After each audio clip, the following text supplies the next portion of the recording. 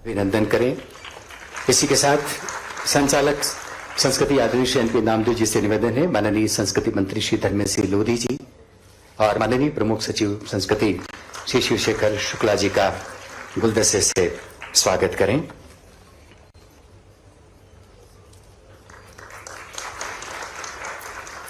आदरणीय देवी सचिवों, ये सम्मान अलंकरण जिसके तहत 5 श्रेणियों में हम विभिन्न सम्मान माननीय निर्णायक जूरी के निर्णय के आधार पर करते हैं, आज इन सम्मानों पर केंद्रित एक स्मारिका का भी प्रकाशन किया गया है।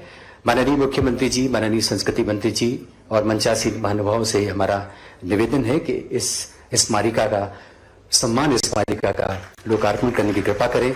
इस लोकार्पण में हमारे सभी सम्मानित होने वाली विभूतियां भी कृपया शामिल हों, उन तक ये स्मारिका, ये पुस्तिका अवश्य पहुंचाई जाए।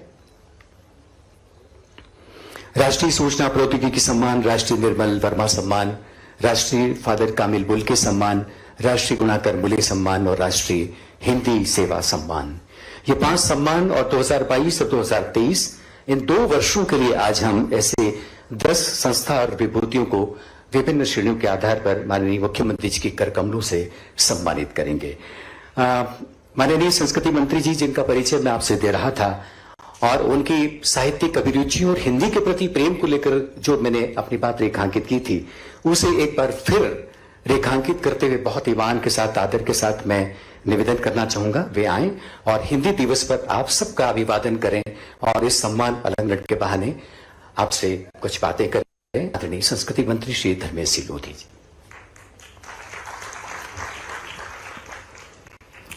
बोलिए भारत माता की। आज के इस गरिमामय कार्यक्रम में हमारे बीच उपस्थित प्रदेश के यशस्वी मुख्यमंत्री, हम सबके मार्गदर्शक आदरणीय डॉक्टर मोहन यादव जी, बहुत धन्यवाद माननीय संस्कृति मंत्री जी। और अब हम शुरू करते हैं सम्मान अलंकरण का सिलसिला।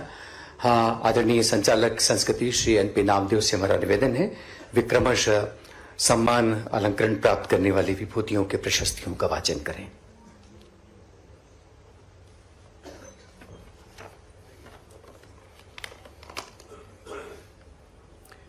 सर्वप्रथम राष्ट्रीय सूचना प्रौद्योगिकी सम्मान वर्ष 2022 सम्मानित संस्था डिजिटल इंडिया भाषणी संस्थान दिल्ली। राष्ट्रीय सूचना प्रौद्योगिकी सम्मान वर्ष 2022, यह सम्मान प्रतिवर्ष Hindi software, search engine, web designing, digital भाषा प्रयोगशाला, programming, social media, digital audio, visual editing आदि में उत्कृष्ट कार्य करने के लिए दिया जाता है। चयन समिति द्वारा वर्ष 2022 के लिए डिजिटल इंडिया भाषणी संस्थान नई दिल्ली का मनोनयन किया गया है। अतएव मध्य प्रदेश शासन संस्था डिजिटल संस्थान भाषणी संस्थान नई दिल्ली की प्राविधिक सशक्तिकरण के साथ ही आंगुलिक पटल में वेबसाइट निर्माण एवं वेब दुनिया के माध्यम से हिंदी को लोकव्यापी करने और उसकी संभावना के क्षेत्र में विस्तार हेतु स्थापित राष्ट्रीय सूचना प्रौद्योगिकी सम्मान 2022 से सदर विभूषित करता है। डिजिटल इंडिया भाषणी संस्थान दिल्ली के सीईओ अमिताभ नाग जी,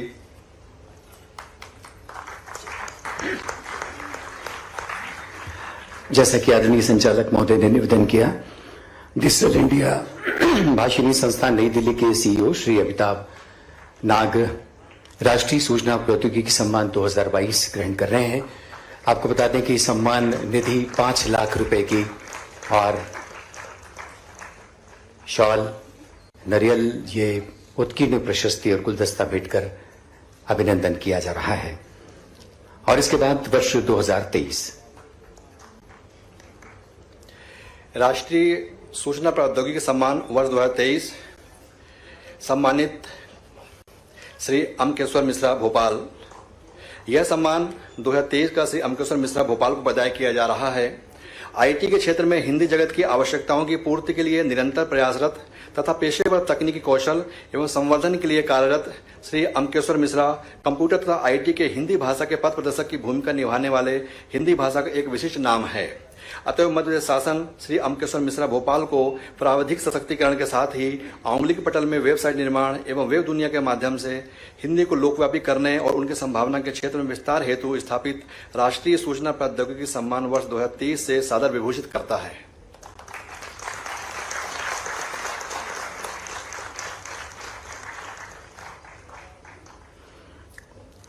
राष्ट्रीय सूचना प्रौद्योगिकी सम्मान वर्ष 2023 और ये सम्मान प्राप्त कर रहे हैं माननीय मुख्यमंत्री जी के हाथों माननीय संस्कृति मंत्री जी की उपस्थिति में श्री अम्बकेश्वर मिश्रा भोपाल। और उसके बाद राष्ट्रीय निर्मल वर्मा सम्मान 2022 प्रशस्ति वाचन आदरणीय संचालक संस्कृति।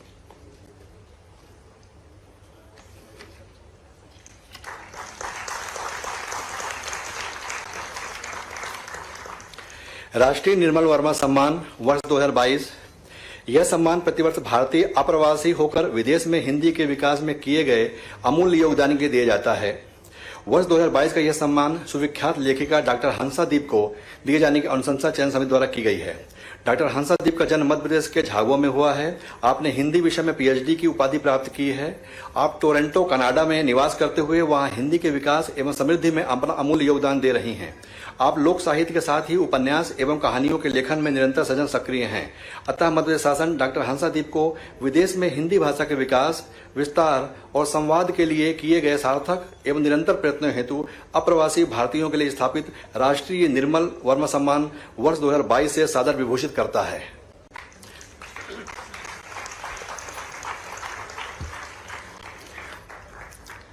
राष्ट्रीय निर्मल वर्मा सम्मान 2022 और इस सम्मान से अलंकृत हो रही है डॉक्टर हंसादीप टोरंटो कनाडा से। माननीय मुख्यमंत्री जी 5 लाख रुपए की सम्मान निधि, शॉल, श्रीफल, गुलदस्ता और उत्कीर्ण प्रशस्ति भेंट कर डॉक्टर हंसादीप को सम्मानित कर रहे हैं। और उसके बाद 2023 उपलब्धि रही है, जिसका लाभ श्रीलंका के प्रत्येक क्षेत्र में हिंदी पढ़ने वाले विद्यार्थी उठा रहे हैं। आप विशेष रूप से बोलचाल की हिंदी भाषा पर बल देते हुए हिंदी फिल्मों, संवादों के माध्यम से कई वर्षों से भारतीय विशेषज्ञों के सहयोग से पाठ्यक्रम चला रही हैं। हिंदी शिक्षण के साथ ही अनुवाद कार्य में भी आपकी सक्रिय भागीदारी है। अतः मध्य प्रदेश शासन सुश्री अतिला कोतलावल श्रीलंका को विदेशी मूल में के व्यक्ति द्वारा हिंदी भाषा की समृद्धि तथा उसके विकास में किए गए अमूल्य योगदान के लिए स्थापित राष्ट्रीय फादर कामिल बुल्के सम्मान वर्ष 2022 से सादर विभूषित करता है।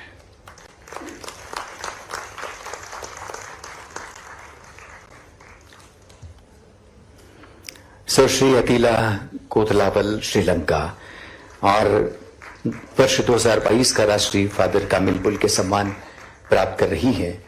श्रीलंका और भारत के सांस्कृतिक संबंध हम सबसे अछूते नहीं है। भाषा की संधि पर भी अतिला जब इस संस्कृति और इस अनुराग परस्परता को रेखांकित करती हैं तो हिंदी और समृद्ध होती दिखाई देती है। राष्ट्रीय फादर कामिल बुल्के सम्मान वर्ष 2023 वर्ष 2023 का यह सम्मान हिंदी, संस्कृत और चेक भाषा की अध्येता और लेखिका सुश्री दामगार मार्कोवा को प्रदान किया जा रहा है। सुश्री मार्कोवा की प्रतिष्ठित हिंदी के साथ साथ संस्कृत भाषा में भी है। आप निरंतर चेक गणराज्य में रहते हुए हिंदी के विकास एवं उसकी समृद्धि में अपना निरंतर योगदान दे रही हैं। सुश्री दामगार अपनी अस्वस्थता के चलते आज इस कार्यक्रम में सम्मिलित नहीं हो पाई हैं, किंतु उन्होंने यह सम्मान प्राप्ति के लिए पत्रिका के संपादक सुश्री सुषमा शर्मा को अधिकृत किया है, जो आज हमारे बीच मौजूद हैं। हम उन्हें सादर आमंत्रित करते हैं कि वे वर्ष 2023 के राष्ट्रीय फादर कामिल बुल्के सम्मान से सम्मानित सुश्री दामगार मार्कोवा का यह सम्मान ग्रहण करें।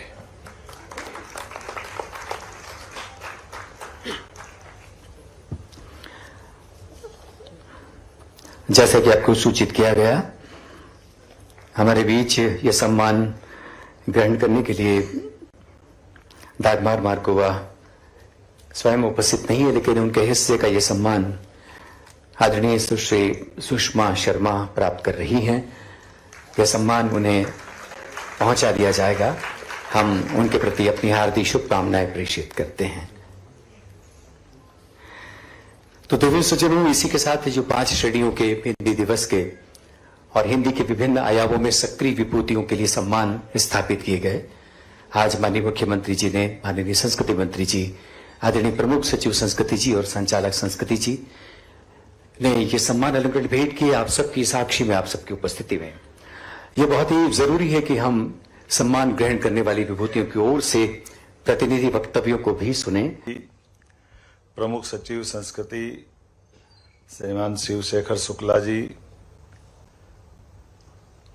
भाषा सम्मान से अलंकृत विभिन्न विभूतियां श्रीमान अमिताभ नाग जी, सीईओ डिजिटल इंडिया भाषिनी, श्रीमान अमकेश्वर मिश्रा जी भोपाल, श्री डॉक्टर कृष्ण मिश्र मुंबई, श्री देवेंद्र मेवाड़ी दिल्ली, डॉक्टर हंसा जी जिनने अभी अभी अपने अनुभव साझा किए।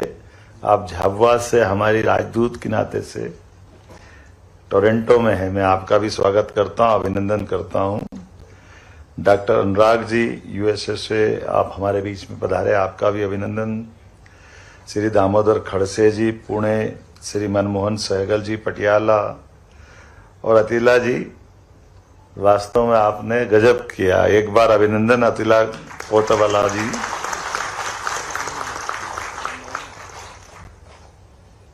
भगवान श्री राम, भगवान श्री कृष्ण, इनके आगे जीते जी श्री लगा और वो आनंद हमने महसूस किया। हम भी भारतवर्षी हैं, इस भारत देश पे गौरव करते हैं, गर्व करते हैं। लेकिन मेरे मन में प्रश्न आता था कि ये दुनिया के 200 से ज्यादा देश, एकमात्र देश है लंका जो श्री लगाता है। तो आपने सार्थक किया, मैं आपका अभिनंदन करता हूं, वंदन करता हूं। श्री की समृद्धि से आज परिचय हो रहा है, ये हमारा सौभाग्य है। भगवान राम ने 17 लाख साल पहले का वो पराक्रम पुरुषार्थ और उस दौर के उस व्यवस्था के आधार पर भगवान राम का जीवन एक अलग प्रकार से जाना जाता, माना जाता है। और अतीत के इस कालक्रम में कई पीढ़ियां, कई हजारों लाखों साल के सफर के बाद भी ये कितना सुखद संयोग है। पूरे भारत की माथे की बिंदी हमारी हिंदी, उसका आनंद महसूस कर रहे हैं हम लंका से, श्रीलंका से। ऐसा लगता है कि भगवान राम का पराक्रम पुरुषार्थ जीवंत हुआ और थोड़ा समय घट गया था, तो हिंदी की यात्रा को आगे बढ़ाने के लिए हमारे वाल्मीकि जी ने अपने जीवन का बहुत महत्वपूर्ण समय दिया, जिसके माध्यम से आज हिंदी दुनिया की सबसे ज्यादा बोली जाने वाली भाषा में से एक भाषा का गौरव पाती है। यह हमारा सौभाग्य है। मैं आपका वंदन करता हूं, अभिनंदन करता हूं।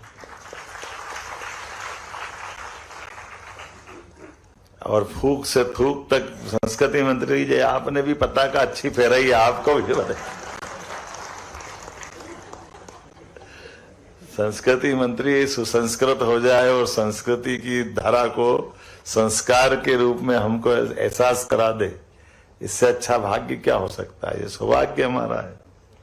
ऐसी कई सारी गलतियां हम करते हैं, लेकिन मैं हिंदी के इस भाषा सम्मान समारोह में उन सारे महापुरुषों को भी याद करता हूं। माधव सप्रे जी से लगा करके रामधारी सिंह दिनकर, हजारी प्रसाद द्विवेदी, मुंशी प्रेमचंद, कौन कौन से नाम की बात करें। और इनके साथ साथ उन सारे महापुरुषों को भी याद करता हूं जो खुद गैर हिंदी थे, जिनने आजादी में अपना बड़ा योगदान दिया। महात्मा गांधी हिंदी के सबसे प्रबल पक्षधर, डॉक्टर श्यामा प्रसाद मुखर्जी, हमारे नेताजी सुभाष चंद्र बोस।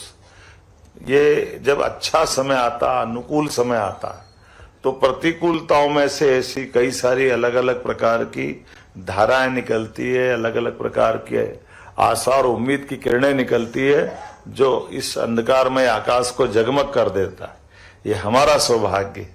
उस दौर में जब चारों तरफ अंग्रेज थे और अंग्रेजों से उस पूरे वातावरण को अंग्रेजियत ने जकड़ रखा था, ऐसे में ये अलग अलग प्रकार के सूर्य की प्रकाश की रश्मियां निकल करके हमको अपनी भाषा के लालित्य से, आत्मीयता से, आनंद से जोड़ रही थी। कितना कठिन दौर था जब अंग्रेजों के सामने उनकी अंग्रेजियत और अंग्रेज दोनों को नकारने के लिए कितनी हिम्मत चाहिए थी। बड़ा दुर्भाग्य के साथ कहना पड़ रहा है, अंग्रेज चले गए लेकिन अंग्रेजी रह गई। ये बड़ा कठिन काल है, बड़ी कठिन दौर की बात है। आज के इस दौर में हमको केवल उनको स्मरण करें जिनने हमको आजादी की उस अलख को, उस आजादी के संघर्ष का सुख देने का प्रयास किया। तो आज के इस बदलते दौर में जब हम, अंग्रेज तो चले गए लेकिन अंग्रेजियत हमको क्या क्या नुकसान कर रही है उसका एहसास कराने के लिए, हमारा पुनरावलोकन के लिए भी एक मार्ग देती है जब हम पुराने अपने उस भाव को देखें। इसलिए हमको याद आता है, जो भरा नहीं है भावों से जिसमें बहती रसधार नहीं। वो कितना सुंदर एक एक पंक्तियों के माध्यम से हमारे अंदर जो अपने राष्ट्रभाषा का गौरव जगाने वाले हमारे सभी कवियों ने, भारतेंदु हरिश्चंद्र से लेकर के सारे लोगों ने हिंदी की इस धारा के लिए। लेकिन मुझे और इस बात का आनंद आता है, आजादी के बाद भारत रत्न स्वर्गीय अटल बिहारी वाजपेयी जी का अभिनंदन करूंगा, जिनने संयुक्त राष्ट्र संघ के उस मंच पर हिंदी को गौरवान्वित करने का प्रयास किया। हमारे अपने राजनेता भी उस लाइन में उस भाव को पहली बार प्रकट करने का साहस उनने दुनिया के सामने दिखाया। और मुझे अब और आनंद तब आता है जब यशस्वी प्रधानमंत्री, यद्यपि उनको अंग्रेजी आती है, लेकिन जब भी कोई मौका आता है और मौका किसी देश का विदेशी बैठा हो सामने या विदेश के किसी महत्वपूर्ण मंच पे हो, जहां भी होते हैं वहां हिंदी का गौरव बढ़ाते हैं। यह हमारा सौभाग्य यशस्वी प्रधानमंत्री नरेंद्र मोदी जी के माध्यम से। इतना आनंद आता है जब मोदी जी बोलते हैं सबके बीच में से, और हम सब इसका एहसास कराते हैं। और इसमें वाकई हम सबका, इस पूरे देशवासियों का ये गौरव और गर्व की बात भी है। और अभी काल के प्रवाह में और उनके जो निर्णय हैं, उन निर्णयों से हम और गौरवान्वित होना चाहेंगे। हमारे यहाँ भाषा का, बोली का, ये हमारे लिए काल के प्रवाह में अतीत की बातें हो गई। जब लड़ाने की बातें थी, हमारे एक राज्य से दूसरे राज्य को भाषा, बोली, लिपि के आधार पर लड़ाते थे। लेकिन माननीय मोदी जी ने 2020 में जैसे ही राष्ट्रीय शिक्षा नीति लागू की और कहा कि हर भाषा, भाषाओं का गुलदस्ता है भारत, लेकिन इन भाषाओं की अगर आधार कड़ी कोई है, सेतु कोई है, तो वो हिंदी है। लेकिन उसका राजनीतिक दृष्टि से लोग उपयोग करके लड़ाने का काम करते थे। ऐसे में हमारी सिंहल प्रदेश की बहन ने आकर के हमारे अपने पुराने उस चेन्नई और जिसको नाम क्या क्या देते हैं, और सबको संदेश दिया है। और आज माननीय मोदी जी के माध्यम से हमारी सभी प्रकार की तकनीकी शिक्षा है। कैसे आश्चर्य लगता, क्या क्या तर्क देते थे लोग, पता नहीं। परमात्मा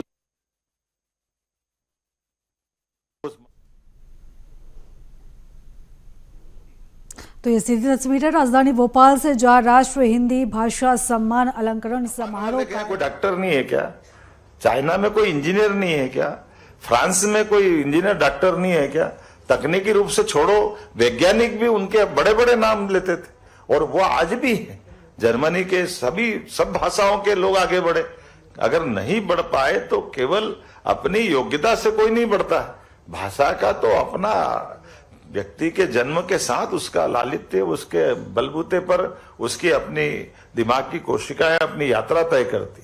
ऐसे में स्वभाषा का जो स्वाभिमान होना चाहिए, उसका एहसास होते हुए आज के इस दौर में सभी भाषाओं के बीच से हिंदी ने एक बड़ी अपनी कठिन लेकिन सुगमता के साथ ही जो यात्रा निकाली। मूलतः तो हिंदी शब्द भी हमारा नहीं, हिंदी तो फारसी शब्द सिंधु से बना हुआ हिंदू, और हिंदू से हिंदी। अभी ये कठिनाई हो जाती है कि जब अपन ये हिंदू बोलते हैं तो हिंदू से लोग पता नहीं क्या क्या जोड़ते हैं। लेकिन हिंदू का मतलब ही है कि हमारी सिंधु नदी के इधर वाला पूरा भाग, यहाँ के निवासी, जैसे अमेरिका में रहने वाला अमेरिकन, रूस में रहने वाला रशियन, ऐसे अपना सिंधु नदी का इधर का भाग वाला हिंदुस्तान में रहने वाला है कि नहीं है। उसके भाव को पूजा पद्धति अलग अलग हो सकती, लेकिन उसी प्रकार से हिंदी के प्रति भी ये जो वर्तमान का दौर चल रहा है, एक तरह से हम निश्चित रूप से कह सकते हैं, मुझे इस बात का गर्व है कि मध्य प्रदेश सरकार से अब डॉक्टर, इंजीनियर, MBA सभी प्रकार के कोर्स में हिंदी में पढ़ के निकलेंगे, और अपनी इस यात्रा के माध्यम से इस बात को रेखांकित करेंगे। कोई जरूरी नहीं कि अंग्रेजी आपके पास आती तो आप डॉक्टर बनते हो, इंजीनियर बनते हो। आप अपनी स्वभाषा से आगे बढ़ते हो। और मैं इस बात के लिए आज के संस्कृति मंत्रालय को बधाई देना चाहूंगा, जिन्होंने ये आज अलग अलग प्रकार से और एक परंपरा भी बनाई। पुराने अभी 22, 23, 24 और एक आध कोई उससे भी पुराना कोई पुरस्कार आपने दिया है, तो मैं बधाई देना चाहूंगा। हर वर्ष के पुरस्कार उस वर्ष दो, वो आनंद अलग रहता है। हम सब उम्मीद करेंगे संस्कृति मंत्रालय ने जो अच्छा काम किया है, मैं वो एक पहले बधाई दूंगा और आगे से हर वर्ष के जिस वर्ष के पुरस्कार उस वर्ष मिला करें। एक बार फिर आप सबका अभिनंदन। लेकिन ये भी एक जाते जाते मैं इस बात को जोड़ रहा था कि हिंदी का उद्गम कहां से हुआ।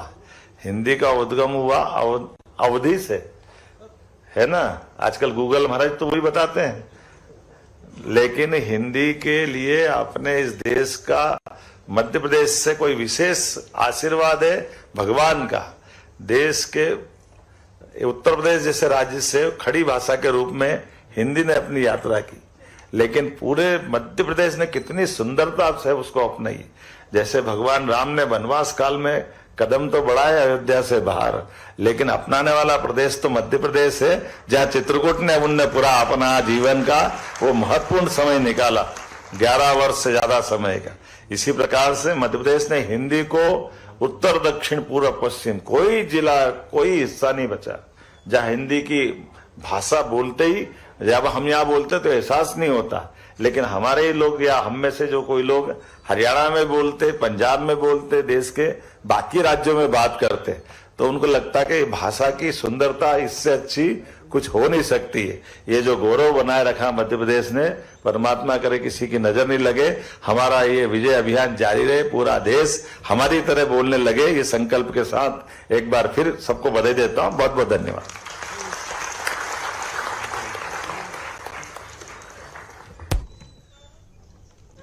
तो आप इसी तस्वीरें देख रहे थे। राजधानी भोपाल में एक कार्यक्रम रखा गया है। बता दें कि आज हिंदी दिवस का मौका है और हिंदी दिवस के मौके पर ये कार्यक्रम आयोजित किया गया था। राष्ट्रीय हिंदी भाषा सम्मान अलंकरण समारोह, और इस कार्यक्रम को सीएम संबोधित कर रहे थे। चलिए सीधी तस्वीरें उज्जैन से, जहां पर तीर्थ दर्शन योजना कार्यक्रम में सीएम पहुंचे, कार्यक्रम को संबोधित कर रहे केवल हाड़ मास का पुतला नहीं है, खाने पीने और जीने के लिए नहीं आया है, उसका आना और जाना ये परमात्मा की विधि है, उनका प्रारब्ध है। लेकिन आने और जाने के क्रम में जिसको देवता की तरसते हैं वो मोक्ष मार्ग, वो हमारे पुण्य प्रारब्ध को बढ़ाने का ये शुभ अवसर भी रहता है। और ये शुभ अवसर हमारे गृहस्थ जीवन में हम अपना अपना काम करते करते परमात्मा से भी लो लगाने के लिए कुछ समय निकालें। और ये समय निकालने का सबसे श्रेष्ठ मार्ग तीर्थ यात्रा मार्ग है। इसलिए भगवान राम के काल में भी श्रवण कुमार का उल्लेख आता है, और उसके बाद के काल में भी हर बार हर समय ये पवित्र तीर्थ यात्राओं की परंपरा हमारी प्राचीन परंपरा है। मेरी अपनी ओर से, मध्य प्रदेश सरकार की ओर से आज तीर्थ यात्रा में हमने दोनों ज्योतिर्लिंगों को जोड़ने का ये अनुपम प्रयास किया है। हम तो और सौभाग्यशाली हैं कि हमारे अपने इस देश के अंदर हम मध्य में हैं, इसलिए हमारी भूमिका ज़्यादा बड़ी, इसलिए मध्य प्रदेश के लोग उत्साह उमंग से लाखों लाखों लोग अभी तक तीर्थ यात्रा में भागीदार हो चुके हैं। मैं आप सबको ये भी बताना चाहूँगा, आने वाले समय में अब ये हम अपनी जिस प्रकार से तीर्थ यात्रा में वाहन अर्थात ट्रेन की व्यवस्था से जोड़ के जाते हैं, बीते समय में हवाई मार्ग से भी जाने के लिए आउट ऑफ स्टेट की अर्थात राज्य के बाहर के लिए रचना बनाई थी। लेकिन अब आपकी जानकारी के लिए बताना चाहूँगा, मध्य प्रदेश भी इतना बड़ा है कि हमारे अपने तीर्थों में भी हवाई मार्ग से हम जा सकेंगे। भविष्य में मध्य प्रदेश के अंदर भी समय की बचत की दृष्टि से भी और हवाई मार्ग का उपयोग करने की दृष्टि से इस व्यवस्था को हमने प्रारंभ किया है। आपकी जैसी जानकारी है, हमारे अपने इसी उज्जैन तीर्थ से ओंकारेश्वर तक जाने के लिए पीएम श्री हेलीकॉप्टर सेवा प्रारंभ की है, जिसके माध्यम से आधी टिकट में हम अपने तीर्थयात्रियों को हवाई यात्रा से पहुंचाने का प्रयास करते हैं। और जिनको उज्जैन घूमना है वो उज्जैन भी महाकाल की और शिप्रा जी के दर्शन करके परिक्रमा करके लौटे, ये हेलीकॉप्टर में बैठने का सपना केवल बड़े लोगों को ये मौका मिले ऐसा नहीं है, आम से आम आदमी भी हेलीकॉप्टर और हवाई जहाज में बैठे, ये प्रयास हमारा है। और बीमार से बीमार आदमी की जान बचाने के लिए भी हमने एयर एम्बुलेंस की सुविधा दी है। और आज के इस दौर में खासकर अब जब तीर्थ यात्रा के लिए जा रहे हैं तो आप बाबा विश्वनाथ से पूरे प्रदेश की बेहतरी के लिए, पूरे राष्ट्र की बेहतरी के लिए आशीर्वाद मांगना। माननीय मोदी जी के लिए भी, श्रीमान नरेंद्र मोदी जी जब से प्रधानमंत्री बने तब से उनने अलग अलग क्षेत्रों में, जिन क्षेत्रों की कभी कोई कल्पना नहीं कर सकता था, वो बाबा बर्फानी का स्थान हम सब जानते हैं, जहाँ पर जाने आने में कितनी सारी कठिनाइयाँ थी, धारा 370 की परेशानी उनने समाप्त की। ये हमारे यशस्वी प्रधानमंत्री नरेंद्र मोदी जी की देन। हम सब जानते हैं 500 साल से अयोध्या में भगवान राम मुस्कुराएंगे, हमारे कई पीढ़ियों ने अपना बलिदान दे करके वो मौका भी आज हमारे बीच में सौभाग्य से माननीय मोदी जी ने उपलब्ध कराया। विक्रमादित्य काल का 2000 साल पुराना बनाया हुआ काले 84 कसौटी के काले के खंबे का मंदिर जो काल के प्रभाव में नष्ट भ्रष्ट हुआ, वो आज पुनः बाबा हमारे सामने महाकाल की धरती से भी हम अयोध्या जाकर के देख सकते हैं, जब भगवान श्री राम मुस्कुराते हुए फिर वापस अयोध्या से अपनी राम राज्य की उस संस्कृति को लाने के लिए आह्वानित करते दिखाई देते हैं। मेरी अपनी ओर से आज के इस अवसर पर जब आप बाबा विश्वनाथ के दर्शन करने जाएं तो आप ये भी याद रखना, बाबा विश्वनाथ का वर्तमान का मंदिर जहां आप दर्शन करोगे, ये महारानी अहिल्याबाई के द्वारा बनाया गया है। आज से 250 साल पहले हमारी रानी अहिल्याबाई ने, जब विपरीत समय था, खराब समय था, हमारे मूल देवस्थान को नष्ट भ्रष्ट कर दिया। ऐसे में पूरे देश के देशवासियों की भावनाओं को ध्यान में रखते हुए उन्होंने न केवल बाबा विश्वनाथ का बल्कि पूरे देश में 12 ज्योतिर्लिंग, 4 धाम और कई स्थानों पर उनने हमारे धर्म कर्म की व्यवस्थाओं के लिए घाट, लंगर, भिक्षुगृह सभी निर्माण कराए। इसलिए आज की इस यात्रा में ये और आनंद आएगा। ये महारानी अहिल्याबाई का 300वां जन्मोत्सव भी चल रहा है, तो जब आप बाबा विश्वनाथ का दर्शन करेंगे तो वहीं हम पास में आपको रविदास जी का जन्म स्थान भी मिलेगा, कबीरदास जी का जन्म स्थान भी बनारस में माँ गंगा के किनारे। तो ये हमारी अलग अलग प्रकार के आज के इस दौर में जो जातियों की विभिन्नता है, उन जातियों से ऊपर उठ करके सभी महापुरुषों के माध्यम से हम अपनी सनातन संस्कृति को पुनः जीवित करें, प्रज्वलित करें। मेरी अपनी ओर से सभी 4 धाम में जाने के लिए आमतौर पर 2 माह से 3 महीना का समय लगता है, लेकिन ऐसा कहते हैं इस पृथ्वी पर अपन ने काल के देवता महाकाल की पूजा कर ली, दर्शन कर लिया और बाबा विश्वनाथ के दर्शन कर लिए, तो ये हमारे जीवन से लेके यहाँ इस समूचे विश्व का कल्याण हो जाता है। तो इस बाबा महाकाल से, काल की यात्रा से विश्वनाथ की यात्रा आप सबके लिए मंगलदायी हो, फलदायी हो। मेरी अपनी ओर से बधाई, बहुत बहुत धन्यवाद। जय श्री महाकाल, जय बाबा विश्वनाथ। माननीय मुख्यमंत्री जी, आज के इस पावन अवसर पर माननीय मुख्यमंत्री जी इस यात्रा में सहभागिता करने वाले वरिष्ठ नागरिकों से संवाद भी करने जा रहे हैं। तो इस पावन अवसर पर माननीय मुख्यमंत्री जी से संवाद करने हेतु मैं सादर आमंत्रित करता हूं प्रभु लाल जी को। कृपया आप मुख्यमंत्री जी से अपने मन के वचनों को साझा करें।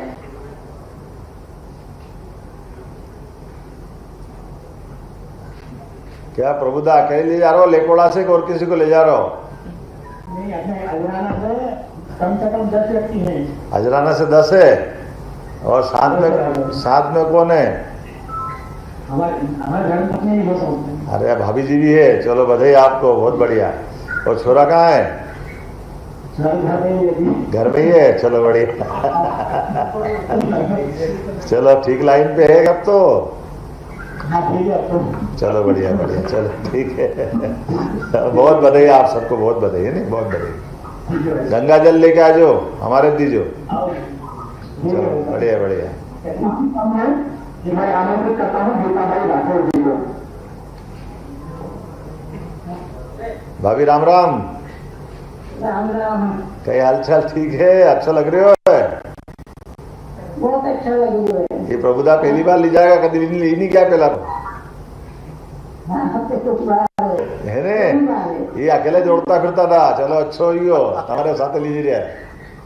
बहुत बढ़िया, बहुत बढ़िया। अलग है, चलो वाह खट्टे वाली बाटी खिला जो, हम आएंगे घर है तुम्हारे, है ने, दाल बाटी खाएंगा। चलो बहुत बढ़िया, बहुत बधाई, बहुत बधाई, बहुत बधाई। श्री शंभूलाल जी को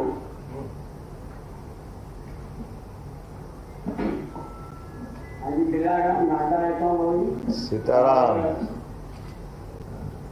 जी जी, बोलो बोलो। काशी जाने का मौका 70 बार मिला, 70 साल का। अच्छा, 70 साल उम्र होगी, अभी तक दर्शन नहीं किया।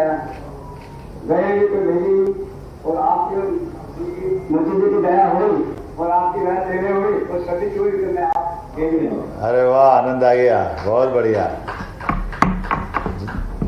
नागदा की धरती से बनारस की धरती तक आपकी यात्रा आनंदमय हो, मैं बधाई देता हूँ। कृपा है आपके आशीर्वाद। बहुत अच्छा। ग्रेसिन में काम करते हो? हाँ जी। अभी भी करते हो, छोड़ दिया? अपने हिसाब दे दे रहा हूँ, उम्र के हिसाब से। हिसाब ले लिया? चलो, आपके यहाँ से और कौन जा रहा है साथ में? 30-40 जने हैं। कोई परेशानी तो नहीं? सबने आराम से यात्रा की तैयारी कर ली है? हाँ जी, हाँ जी। ठीक, बहुत बधाई आपको, बहुत बधाई है ना। पास में कौन है?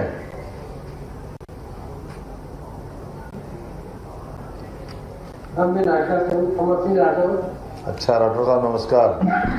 नागदा से बोल रहा हूँ। कहाँ रहते हो आप? नागदा नहीं, नागदा में कौन से मोहल्ले में? नागदा गोपाल जी के पास। अच्छा, गोपाल जी के पास रहते हो? चलो वाह, बढ़िया। ये नहीं आए डॉक्टर साहब वगैरह, नहीं आए साथ में? अक्सर नहीं आए। कहाँ गए?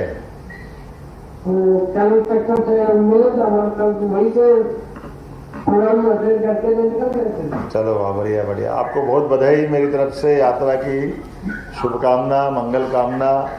परमात्मा करे यात्रा आपकी सबके लिए, जितने 35-40 तीर्थयात्री सब जा रहे हैं, जो जितने भी, आप थोड़ा सबको सावधानी से ले भी जाना। यद्यपि अपना सारा स्टाफ आपकी चिंता करेगा। मेरी अपनी ओर से बधाई। आपको बहुत बहुत धन्यवाद। बहुत धन्यवाद।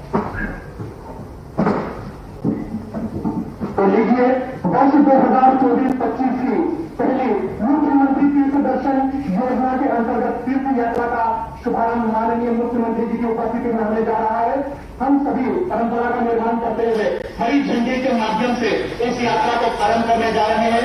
मैं सभी अतिथियों से अनुरोध करता हूँ कि कृपया आप हरी झंडे दिखाकर इस योजना की प्रथम यात्रा को अपनी शुभकामनाएं प्रदान करें, गति प्रदान करें। तो स्वयं माननीय मुख्यमंत्री जी भी बच्चों के माध्यम से हरी झंडे दिखाकर इस यात्रा में सहभागिता कर रहे हैं।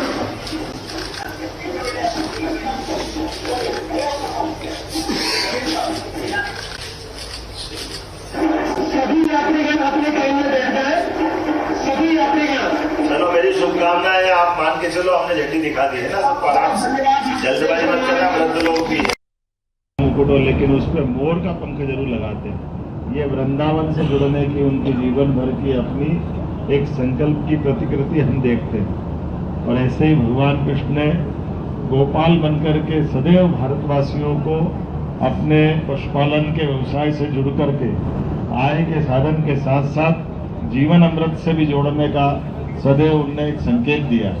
मैं आज के इस अवसर पर यहाँ इंदौर दुग्ध संघ के इस कार्यक्रम में हमारे मंत्री माननीय श्री तुलसी सिलावट जी, माननीय सांसद शंकर ललवानी जी, माननीय सांसद कविता पाटीदार जी, माननीय विधायक मनोज पटेल जी, माननीय विधायक मधु वर्मा जी, माननीय विधायक गोलू शुक्ला जी, माननीय विधायक महेंद्र हरडिया जी, नगर जिलाध्यक्ष माननीय गौरव रणदिवे जी, माननीय विधायक और पूर्व महापौर श्रीमती मालिनी गौड़ जी, इस ग्रुप के अध्यक्ष मोती सिंह जी, यहाँ उपस्थित सभी अधिकारीगण, दीपक कुमार शर्मा, दिव्यराज सिंह, और इस अवसर पर सभी डायरेक्टर कृपाल सिंह जी, रामेश्वर गुजर जी, तंवर सिंह जी, विक्रम मुकाती जी, कैलाश पटेल जी,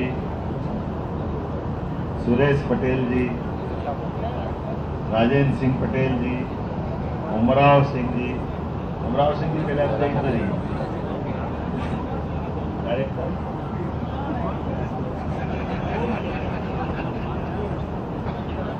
इस अवसर पर तीनों भाई नरेंद्र जी, हमारे सोनकर जी, चावड़ा जी, सारे के सारे वरिष्ठ नेतागण, इस अवसर पर सभी दुग्ध संघ के अधिकारीगण, कर्मचारीगण, आउटसोर्स के सभी बंधुओं, पत्रकार साथियों, यशस्वी प्रधानमंत्री श्रीमान नरेंद्र मोदी जी के नेतृत्व में जब सरकार काम कर रही है और हमने भी उनके नेतृत्व में डबल इंजन सरकार का ये आश्वासन दिया था और उसी के परिणाम से जनता ने जो आशीर्वाद दिया कि मध्य प्रदेश सरकार भारत सरकार के साथ कदम से कदम मिला के चल रही और इसी कारण से सरकार कई जनहितैषी फैसले भी ले रही। उन्हीं फैसलों में एक फैसला हमारा दुग्ध संघ से जुड़ा हुआ भी आप सबकी जानकारी के लिए कि हमारे पास दुग्ध संघ के माध्यम से अगर भारत में दूध के उत्पादक प्रदेशों की बात करेंगे तो भारत में तीसरा सर्वाधिक दूध उत्पादक राज्य की गिनती में मध्य प्रदेश आता है, लेकिन अभी ताली आधी है। मैं इसीलिए बोल रहा हूँ जो नंबर 1 और 2 पे हैं वो राज्य हैं क्रमशः उत्तर प्रदेश और राजस्थान।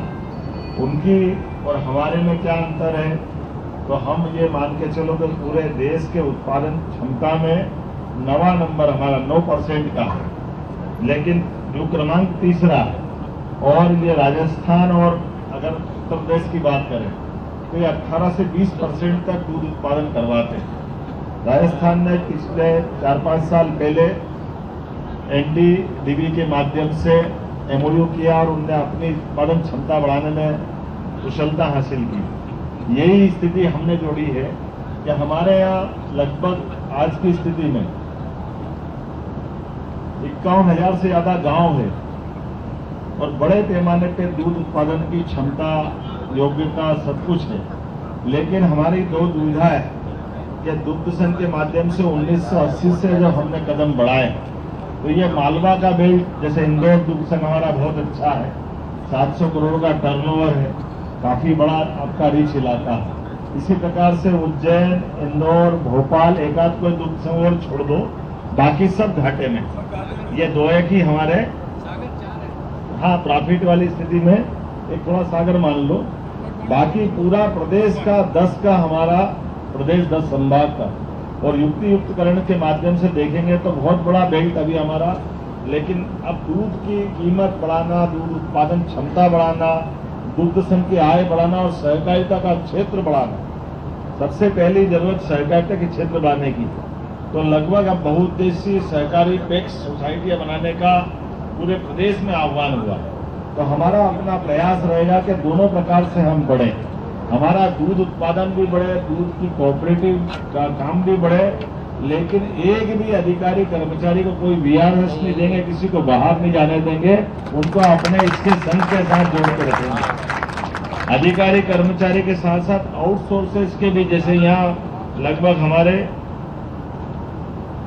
900 के आसपास आउटसोर्स के लोग बताए, लेकिन सब मिलाकर के ये हजारों की संख्या में है। किसी भी स्थान पर किसी भी आदमी को बाहर नहीं करना है, किसी को वीआरएस नहीं देना है, सभी को अपने काम से जोड़ के रखना है। और ये सब करते करते भी अपने इस व्यवस्था में बदलाव करते हुए हमारे अपने भारत सरकार के अधिकारी कर्मचारियों के साथ मिलकर के 5 साल के प्रोजेक्ट में ये जो 9% अभी दूध अपना इकट्ठा होता है, इसको 18% तक ले जाना, डबल क्षमता करना। आपकी भी 700 करोड़ का टर्नओवर, इसको 1400 करोड़ के ऊपर पहुंचाना हर एक स्थान पर। और इसी प्रकार से दूध के उत्पादक जो उत्पाद है विभिन्न प्रकार के, उन उत्पादों को भी बेहतर से बेहतर क्या कर सकते हैं। पशुपालन को लेकर भी आज के इस दौर में पशुपालन की बहुत अलग प्रकार की अवस्था भी आ गई।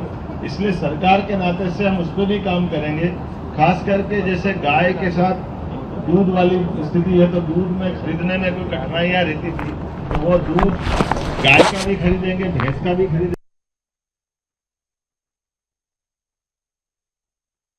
पे सुधार के भी बिल काम करते, पशु आहार बनाने का भी। तो पशु आहार बनाने के साथ साथ अभी दूध को कोई बोनस नहीं होता किसान को प्रोत्साहन देने के लिए, ये कमजोर पक्ष है। हमारी सरकार ये भी तय करेगी कि सुबह शाम दूध जो बेचने वाला व्यक्ति है, जैसे अपने फसल के ऊपर बोनस देते हैं, ऐसे दूध के प्रत्येक लीटर पे बोनस देंगे। ये काम भी अपनी सरकार के माध्यम से करेंगे। तो स्वाभाविक रूप से आप भी समझते हो कि जैसे अभी हमारा दूध संघ वर्तमान की सोसाइटियों के बलबूते पर इस दूध का उत्पादन अपने हिसाब से उपयोग करता है, लेकिन इसकी अगर डबल क्षमता बढ़ेगी तो सरकार की मदद और लगेगी, क्योंकि ये बड़े पैमाने पे जैसे हम दूध का बोनस चालू करेंगे तो दूध की मात्रा एकदम बढ़ेगी, तो दूध की वित्तीय मात्रा बढ़ जाए।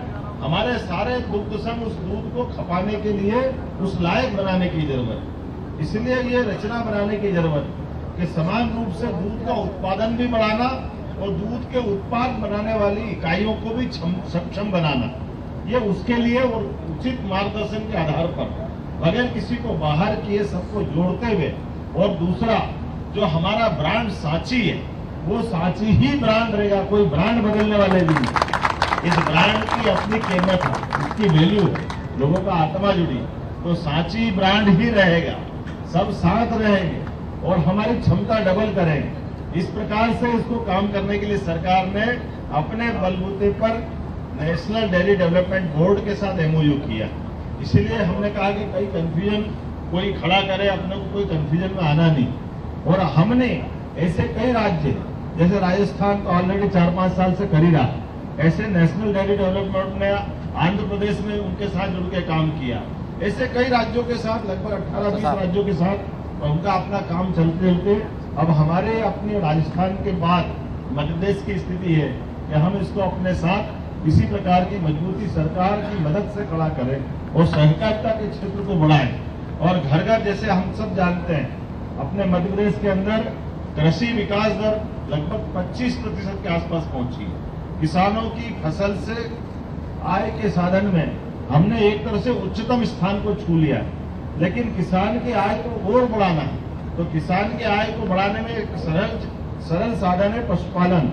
इसलिए पशुपालन को भी बढ़ावा देकर, अब पशुपालन जब हम करते हैं तो पशुपालन की कई पुरानी योजनाओं को भी हमने एक तरह से तिरोहित किया और नई योजना जोड़ने की बात है। हमने कहा कि हमारे पास किसान अपने दूध उत्पादन के बाद उनको ठीक दाम मिले और जो पशुपालन जिनसे हो रहा है उनकी भी दूध की क्षमता भी बढ़े। इसलिए उन्नत नस्ल के पशु मिले, उन्नत आहार मिले, सरकार की मदद मिले। इसलिए 10 से ज्यादा जो गाय पालेगा उसको उस पे अनुदान देंगे।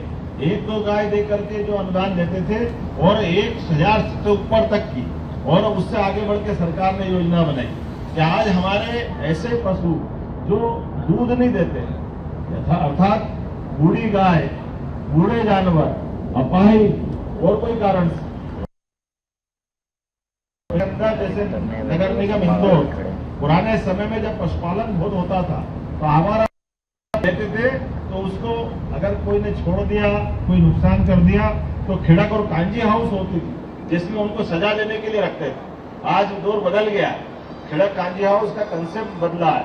तो हमने कहा कि जो दुधारू पशु है वो तो लोग घर में पाले, और अगर वो बाकी इस प्रकार के पशु जो दूध नहीं देते उसको सरकार संभालेगी। इसलिए जिले जिले में गौशाला खुलवा रहा है, गौशाला में सारा खर्चा सरकार देगी और वो अपने गोवंश को, अपने ये जो पशुपालन के जो पशु है जो दूध नहीं देते उनको अवेलने की व्यवस्था, इसलिए इसका अनुदान भी हमने बढ़ा दिया। पहले 20 रुपये प्रति पशु था, अब 40 रुपये प्रति पशु किया है। इंदौर के अंदर भी महापौर नहीं है सादा भी, आपके यहाँ भी गौशाला जो आपके खिड़क था वो गौशाला में बदला है, और गौशाला के माध्यम से भविष्य के अंदर ऐसे सब जिलों में, अपने ग्वालियर के अंदर आज की स्थिति में नगर निगम 9000 गायों को रख करके ये गौशाला चला रही है। फिर गौशाला के अंदर भी केवल दूध नहीं, गोबर से, गोमूत्र से, बाकी सहायक उत्पाद जो प्रकार के सीएनजी गैस से लेकर के खाद तक जो हो सकता है वो सब बनाएंगे। लेकिन उसके बाद जो पैसा कम पड़ेगा तो सरकार साथ खरीदेगी। आज के इस अवसर पर जो मेरे मित्र आपने दो प्रश्न करे थे, तो दोनों बातों का मुझे लगता है कि उत्तर देने का मैंने प्रयास किया। कोई वीआरएस नहीं देंगे, किसी को घर नहीं बिठाएंगे, उनको साथ खड़ा रखेंगे, उनके लिए वो जो बन सकेगा वो मदद करेंगे, किसानों का भी भला करेंगे और दुख का भी डबल जो हिसाब है उसको डबल करेंगे। ये कुल मिलाकर के, क्योंकि प्रदेश की जब बात करते हैं, हमारी कठिनाई है कि हम जब प्रदेश के स्तर पर निर्णय कर रहे हैं तो जिले जिले में अलग अलग प्रकार से निर्णय नहीं लिए जा सकते। लेकिन एक आकलन कर रहे हैं कि इंदौर के अंदर आज जितना दूध आ रहा है, आने वाले 5 साल में कितना आ सकता है, उस लायक इस दूध को बना दे। उज्जैन में क्या कर सकते, भोपाल में क्या कर सकते, सागर में क्या कर सकते, और ऐसे हमारे कई संभाग है जो खाली पड़े, जैसे रीवा, जबलपुर, ग्वालियर, ऐसे स्थान पर भी चरणबद्ध रूप से अब इसमें थोड़ा प्राइवेट सेक्टर को लोग भी थोड़ा घबरा रहे हैं। तो प्राइवेट सेक्टर के लोगों की दृष्टि से भी आज की स्थिति में सारे दूध संघ हम पूरी ताकत लगाएंगे तो भी 11,000 गांवों तक ही हम पहुंच रहे हैं, और गांव है 51,000, 40,000 गांव अभी और बच रहे हैं। इसलिए हमारे लिए काम करने की बहुत गुंजाइश है, इतनी गुंजाइश है कि ये एक तरह से दूध की जो क्षमता अभी हम 18% का टारगेट ले रहे हैं, या 18% का टारगेट भी हमको डबल से आगे बढ़ना पड़ेगा। इतना दूध अपने मध्य प्रदेश के अंदर है, लेकिन अब ये काल के प्रभाव में नई तकनीक भी आ रही है और हम सब मिलकर संकल्प करेंगे। तो यशस्वी प्रधानमंत्री नरेंद्र मोदी जी और जब से सहकारिता मंत्री माननीय अमित शाह जी बने, सबके प्रेरणादायी मार्गदर्शन के बलबूते पर, सरकार के सहयोग से, अब आप बताइए, ये अच्छे राज्य अगर हैं तो वो अपनी अलग अलग प्रकार की तकनीक देने जब आते हैं तो 4% की कंसल्टेंसी लेते हैं, उसके बाद वो सहयोग करने आते हैं। हमारे पास आज ऐसे राज्य जहां बड़ी संभावना और हमने बुलाया तो हमारे पास आने के बाद वो अपना कंसल्टेंसी पूरी माफ कर रहे हैं। 4% जैसे 1,000 करोड़ का काम अगर करना तो उनको 40 करोड़ की हमको फीस देना पड़ेगी, लेकिन वो 40 करोड़ भी छोड़ रहे हैं, बल्कि अपने पास से वो अपने को लगभग 50 से 100 करोड़ की अलग से मदद करेंगे। भारत सरकार अलग से मदद करेगा और इसके माध्यम से एक तरह से दूध की क्रांति आने का समय, ये बदलाव का समय, इस बदलाव के समय को हम सब पहचाने। इसीलिए मुझे लगा कि आज जब मैं आ रहा हूं यहाँ पे तो मुझे लगा कि अपने को दूध संघ के बीच में भी आना चाहिए।